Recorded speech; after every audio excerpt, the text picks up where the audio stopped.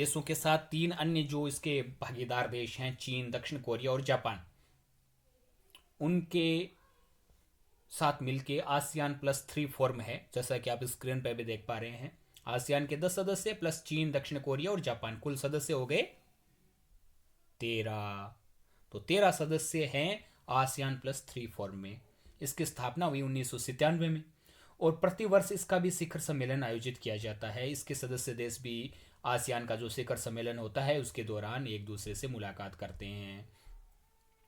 इसके बाद में जो अन्य एक ढांचा विकसित किया गया ASEAN+3 के नक्शे में आप देख पा रहे हैं, उसके बाद में आसियान क्षेत्रीय मंच, ये एक तरीके से हम कह सकते हैं आसियान का सबसे बड़ा जो संगठन है, आसियान का सबसे बड़ा जो ग्रुप है। इसमें आसियान के 10 सदस्यों के अलावा 17 अन्य देश शामिल हैं। आसियान रीजनल फोरम ARF, इसकी स्थापना 1994 में हुई। वर्तमान में इसमें 27 सदस्य देश हैं और इनमें भारत भी आपको पता होगा एक सदस्य है। पूर्वी एशियाई शिखर सम्मेलन में 18 देश शामिल होते हैं, वो भी इसमें शामिल हैं। इसके अलावा भारत के पड़ोसी देशों की बात करें तो बांग्लादेश है, पाकिस्तान है, श्रीलंका है, उत्तरी कोरिया है और ख़ास बात यह है कि इसके अंदर यूरोपीय जो यूनियन है और अमेरिका है वो भी शामिल है। कुल 27 सदस्य हैं आसियान रीजनल फोरम के और भारत को इसकी सदस्यता आपको पता ही होगा। आसियान रीजनल फोरम की सदस्यता शुरुआत में ही मिल चुकी थी और उसके बाद से लगातार भारत इसकी मीटिंगों में भाग लेता रहा है।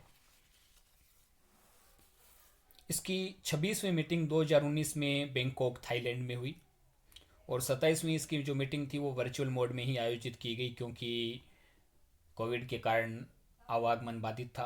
भारत आसियान रीजनल फोरम का सदस्य 1994 से है, जब से इसकी स्थापना हुई। अब उसके बाद में आगे हम चलते हैं आसियान रीजनल फोरम के बारे में कुछ महत्वपूर्ण जो चीज़ें हैं कि कैसे कैसे इसके ये सदस्य देश हैं। इसके बाद में एक मंच और आता है पूर्वी एशियाई शिखर सम्मेलन, पूर्वी एशियाई सम्मेलन। इसमें 10 आसियान सदस्य देशों के अलावा 8 अन्य सहयोगी देश शामिल होते हैं जो आपको नक्शे में दिखाई भी दे रहे होंगे। दक्षिण कोरिया, जापान, रूस, संयुक्त राज्य अमेरिका, भारत, ऑस्ट्रेलिया, न्यूजीलैंड, कुल मिला के 18 सदस्य हैं। ईस्ट एशियाई समिट के अंदर कुल सदस्य देशों की संख्या है 18। इसका लेटेस्ट जो सम्मेलन है 15वां पूर्वी एशियाई शिखर सम्मेलन वर्चुअल मोड में ऑनलाइन वियतनाम की जो मेजबानी में आयोजित किया गया। पूर्व में यह वियतनाम के हनोई शहर में ही होना था, लेकिन बाद में यह कोविड के कारण ऑनलाइन वर्चुअल मोड में आयोजित किया गया। पूर्वी एशियाई शिखर सम्मेलन का आयोजन 2005 से प्रारंभ हुआ था। शुरुआत में इसमें 16 सदस्य थे, 10 आसियान के मूल देश प्लस 6 अन्य देश। 2011 में रूस और संयुक्त राज्य अमेरिका को शामिल करने के बाद इसकी वर्तमान सदस्य संख्या 18 हो गई है। इसके अलावा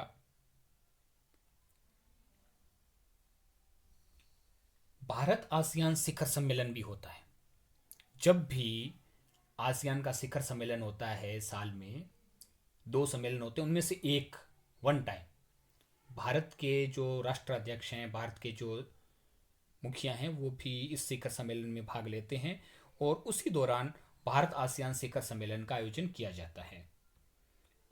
इस वर्ष 17वां भारत आसियान शिखर सम्मेलन 12 नवंबर 2020 को वर्चुअल मोड में आयोजित किया गया और इसके अंदर आसियान भारत कार्य योजना 2021 से 2025 को अपनाया गया।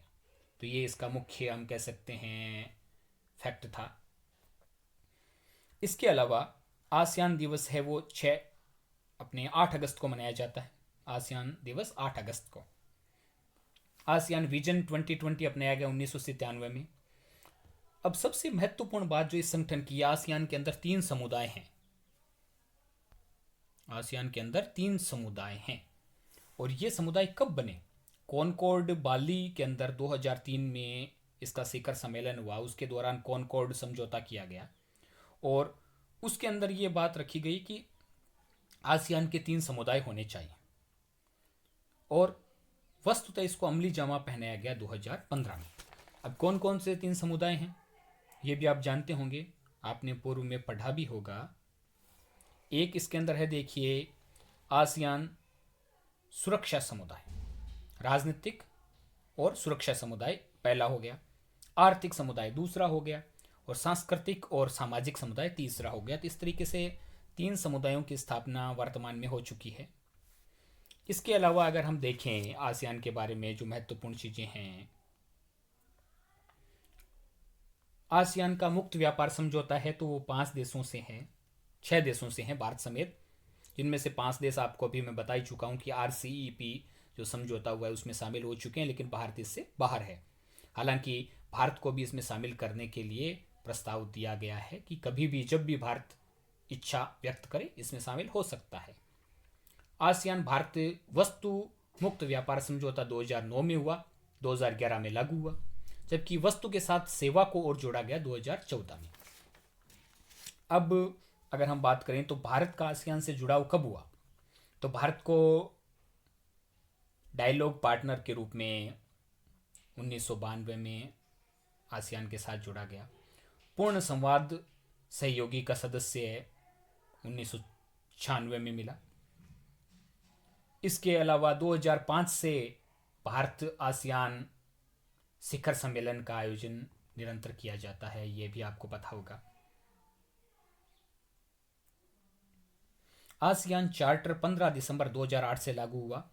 यूएनओ के चार्टर 102 के तहत ये रजिस्टर्ड है। ये एक खास बात है, नोट कर लें कि आसियान चार्टर है वो 2008 से लागू हुआ और ये संयुक्त राष्ट्र संघ के चार्टर की धारा 102 के अंतर्गत रजिस्टर्ड है। अब भारत आसियान के बारे में जैसा मैं बता ही चुका हूँ कि क्षेत्रीय साझेदारी 1992 में क्षेत्रीय संवाद सहयोगी के रूप में, वार्ता डायलॉग साझेदार 1996 में पूर्ण संवाद सहयोगी, शिखर बैठक साझेदारी 2002 में, प्रथम बैठक नोम पेन है कंबोडिया में। तो ये आसियान के बारे में कुछ खास तथ्य हैं। हालांकि आसियान का अब तक का सफ़र काफ़ी महत्वपूर्ण, विश्व राजनीति में एक अपना नया मुकाम स्थापित करने वाला है, लेकिन इसके सामने भी कई चुनौतियां हैं। सबसे बड़ी चुनौती अगर हम देखें तो सदस्य देशों की जो राजनीतिक व्यवस्था और आर्थिक स्थिति है उसमें बड़ी असमानता है। इसमें विकसित देश भी हैं, विकासशील भी हैं और कम विकसित भी हैं, समाजवादी देश भी हैं, पूंजीवादी देश भी हैं। तो उनके जो हित हैं, उनके जो टारगेट्स हैं, उनके बीच में समानता स्थापित करना काफ़ी मुश्किल काम है।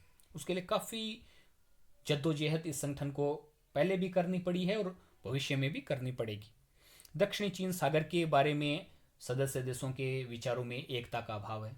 कुछ सदस्य देश चीन के रुख का समर्थन करते हैं, लेकिन कई हैं वो इसके तीव्र विरोध में हैं। विवाद निपटान तंत्र का इसमें अभाव है, इसीलिए सदस्य देशों के बीच में कई बार युद्ध जैसी नौबत भी आती है, सैनिक तनाव हो जाता है। लेकिन आसियान के पास ऐसा कोई मंच नहीं है, ऐसा कोई तंत्र नहीं है कि वो तुरंत उसको रोक पाए। पारस्परिक सीमा विवाद, क्योंकि पड़ोसी देश हैं, सीमा साझा करते हैं, तो संभावित रूप से होता है। आसियान भारत रणनीतिक साझेदारी 2012 से शुरू हुई है।